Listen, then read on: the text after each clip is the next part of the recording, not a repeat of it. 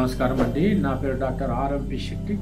జ్యోతిష్ శాస్త్ర విభాగంలో గత కొన్ని సంవత్సరాలుగా అనేక విషయాలు మీకు తెలుపుతూ వస్తున్నాను. మీరు చూస్తున్నారు, అనుసరిస్తున్నారు. ఒక్కపోతే మీరు సబ్స్క్రైబ్ చేశారా? నా ఛానల్ని సబ్స్క్రైబ్ కనుక చేసినట్టయితే మన ఛానల్ అవుతుంది. మన ఛానల్ అయినప్పుడు దీన్ని మీరు ఎంజాయ్ చేసేటువంటి అవకాశాలు ఉంటాయి. నాకు ఉత్సాహం కలుగుతుంది. ఎన్నో విషయాలు మీకు తెలుపుతూ ఉంటాను. మీరు ముందడుగులు వేసేటువంటి అవకాశాలు, విజయాలు పొందేటువంటి అవకాశాలు ఖచ్చితంగా కలుగుతాయి. అవునా కాదా? కాబట్టి దయచేసి సబ్స్క్రైబ్ చేయండి, నన్ను ముందుకు సాగనివ్వండి. ఇకపోతే ఇప్పుడు నేను చెప్పేటువంటి విషయం ఏంటంటే ఒక మంచి విషయం. కన్యా రాశి వారికి మరి జూలై మాసం 2025 సంవత్సరంలో మాస ఫలితం ఎలా ఉంటుందో వివరిస్తున్నాను. జాగ్రత్తగా వినండి. కన్యా రాశిలోకి వచ్చేటప్పటికి నక్షత్రాలు, పాదాలు ఎలా ఉంటాయి, ఏముంటాయి అని అంటే, ఈ యొక్క ఉత్తరా నక్షత్రం మరి 2, 3, 4 పాదాలు ఉంటాయి. ఆ తర్వాత హస్త నక్షత్రం 1, 2, 3, 4 పాదాలు ఉంటాయి. ఆ తర్వాత చిత్తా నక్షత్రం 1, 2 పాదాలు ఉంటాయి. ఇకపోతే ఈ యొక్క శనైశ్వరుడు ఎక్కడున్నాడయ్యా అంటే మీనరాశిలోనే ఉన్నాడు. రాహు కుంభరాశిలోనే ఉన్నాడు. శుక్రుడు మాత్రం వృషభ రాశిలో ఉన్నాడు. ఆ తర్వాత రవి, గురువులు ఇద్దరు కూడా మిథున రాశిలో ఉండటం అనేటువంటిది జరిగింది. బుధుడు మాత్రం కర్కాటక రాశిలో ఉండటం, కేతువు, కుజుడు ఇద్దరు కూడా ఈ యొక్క సింహరాశిలో ఉండటం అనేటువంటిది జరిగింది. అంటే కన్యా రాశికి 12వ స్థానంలో కుజకేతువులు ఉన్నారు అనేటువంటి విషయం మొట్టమొదట మనం అర్థం చేసుకోవాలి ఇక్కడ. ఎందుకంటే జూలై మాసంలో 28వ తేదీ వరకు కూడా ఇలాంటి పరిస్థితి ఉంటుంది. ఇకపోతే గురువు మాత్రం ఏమవుతుందంటే 2వ స్థానాన్ని, 4వ స్థానాన్ని, 6వ స్థానాన్ని చూస్తున్నాడు. ఇవి మాత్రం ఖచ్చితంగా పదిలమే. 2వ స్థానం అంటే ధనం చిక్కుతుంది, కావలసినటువంటి ధనం ఏర్పాటవుతుంది, రుణాలు లభిస్తాయి, ఏదైనా ఆదాయం అనేటువంటిది బ్రహ్మాండంగా ఉంటుంది, కాస్తో కూస్తో సేవింగ్స్ చేసుకునేటువంటి అవకాశం మీకు లభిస్తుంది. ఇక 4వ స్థానం అంటే గృహశాంతి, ఇంట్లో తల్లిగారి ఆరోగ్యం కానీ, విద్య కానీ, మిగతా గృహంలో ప్రశాంతమైనటువంటి వాతావరణం కానీ ఈ యొక్క గురువు యొక్క దృష్టి వల్ల మనకి కలుగుతోంది అని మనం అర్థం చేసుకోవాలి. 6వ స్థానాన్ని చూస్తున్నారు అంటే శత్రు బాధ ఉండదు, తర్వాత రుణ బాధ పెద్దగా ఉండదు, ఆ తర్వాత ఏదైనా ఆరోగ్య సమస్యలు కూడా అంతగా మనల్ని బాధించవు అని మనం అర్థం చేసుకుంటే సరిపోతుంది. ఇక మిగతా విషయానికి వస్తే ఒక్క విషయం ఏంటంటే, ఈ యొక్క కుజకేతువులు ఎప్పుడైతే వ్యయస్థానంలో కలిసి ఉన్నారో అంటే సింహరాశిలో ఉన్నప్పుడు కన్యా రాశి వారికి వ్యయస్థానం అవుతుంది. అప్పుడు ఏమవుతుందంటే యాక్సిడెంట్ అయ్యేటువంటి అవకాశాలు ఉంటాయి, గాయపడేటువంటి అవకాశాలు ఉంటాయి, కోపం అనేటువంటిది ఎక్కువగా వస్తూ ఉంటుంది. ఈ విషయాలలో కొంచెం జాగ్రత్తగా ఉండాలి. అంటే అర్థం ఏంటంటే ప్రజెన్స్ ఆఫ్ మైండ్ ఉండాలి. కోపము, ఉద్రేకము, ఆవేశము ఇవేవి కూడా పనికిరావు. భక్తి మార్గంలో నడుస్తూ ప్రశాంతంగా మనస్సును ఉంచుకుంటూ పదిలంగా బ్రతకడమే మీకు కావాల్సింది.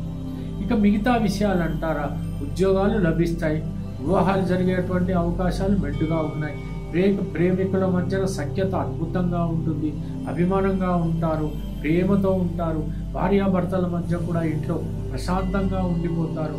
అద్భుతంగానే ఉంటుంది. అక్కడ కూడా ప్రేమాభిమానాలకి లోటు ఉండదు. పిల్లలు కూడా బాగానే చదువుకునేటువంటి అవకాశాలు, మిమ్మల్ని విసిగించేటువంటి పరిస్థితి ఉండనే ఉండదు.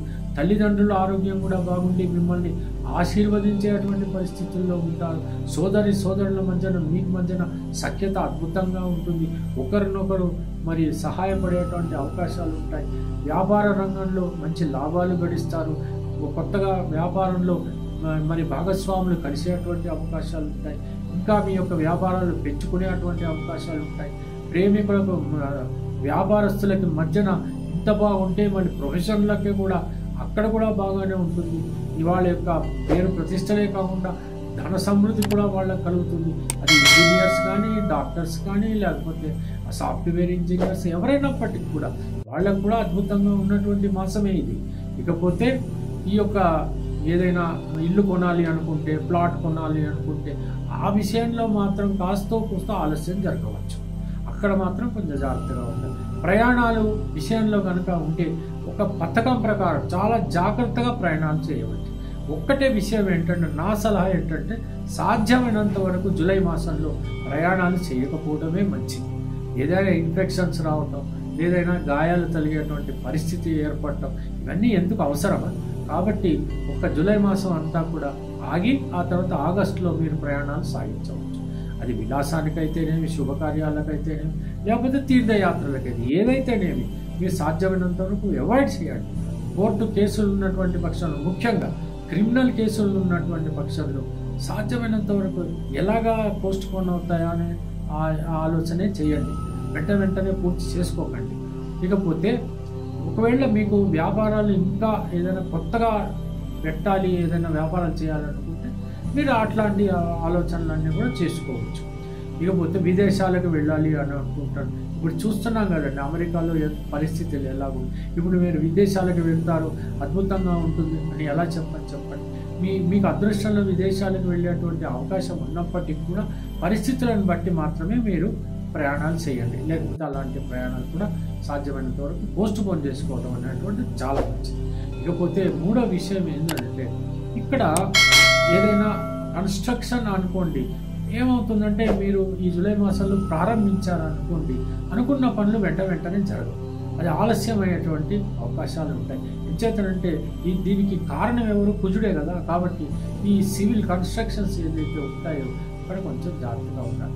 ఒకవేళ మీరు కనుక రాజకీయ రంగంలో ఉన్నారనుకోండి, చాలా జాగ్రత్తగా ఉండండి. ఎందుకంటే ముఖ్యంగా అపవాదుల పాలయ్యేటువంటి అవకాశాలు ఉంటాయి. కొంతమంది జైలుకు పోయేటువంటి పరిస్థితులు కూడా కొంచెం జాగ్రత్తగా ఉండండి. ఇకపోతే మూడో విషయం ఏంటంటే, ఏదైనా ఒకవేళ మిమ్మల్ని ఎవరైనా తిట్టారే అనుకోండి, కామ్గా ఉండండి, మీ పనులు మీరు చేసుకోండి. ఏదైనా మీ వల్ల ఏదైనా జరిగిందని సారీ క్షమించండి అన్నది సరిపోతుంది. నువ్వెంత నేనంత అంటే మాత్రం మీరు అనవసరంగా చిక్కుల్లో ఇరుక్కున్నట్టే అవుతుంది. చేత తాను ఒకరిని నొప్పింపక తాను ఉవ్వక తప్పించుకు తిరుగువాడు ధన్యుడు సుమతి అన్నాడు. మీ పనేదో మీరు చేసుకుంటూ, మీ సంపాదన ఏదో మీరు సంపాదించుకోండి. ప్రశాంతంగా ఇంట్లో హాయిగా గడిపేయటం అనేటువంటిది మీకు చాలా అవసరం. కాబట్టి ఈ రకంగా నేను సలహా ఇవ్వడం అనేటువంటిది జరిగింది. ఇకపోతే మీరు ఖచ్చితంగా ఎట్టి పరిస్థితుల్లోనూ ఆ శ్రీ మహావిష్ణువు ఏ అవతారమైనా సరే మీరు నమ్ముకున్నటువంటి అవతారాన్ని మీరు పూజించండి. శ్రీ మహాలక్ష్మిని పూజించండి. వీలైతే మీకు దుర్గాదేవిని కూడా పూజించడానికే ప్రయత్నించండి. సుబ్రహ్మణ్య స్వామిని కూడా పూజించండి. మీ ఇష్టం, మీకు సమయం ఉంటే ఇన్ని రకాలుగా పూజించండి. లేకపోతే అట్లీస్ట్ హనుమాన్ చాలీసానైనా చదవండి. తెలిసింది కదా. సెలవు. నమస్కారం. జ్యోతిష్య మహర్షి డాక్టర్ ఆర్ఎంపి శెట్టి గారు ప్రపంచ ప్రఖ్యాతి పొందిన వేద విజ్ఞాన జ్యోతిష్య రత్న శాస్త్రవేత్త. 40 సంవత్సరాల అనుభవంతో వీరు చెప్పిన సంఘటనలు రుజువై విస్తుపోయేలా చేశాయి. Indian institute of oriental heritage Calcutta, America astrologers federation USA వీరిని గౌరవ డాక్టరేట్ తో సత్కరించాయి. దేశ విదేశాలలో పలు రంగాలలోని ప్రముఖులు వీరి సలహాలు పొంది ఉన్నారు. వివరాలకు 9014378474 9618600074.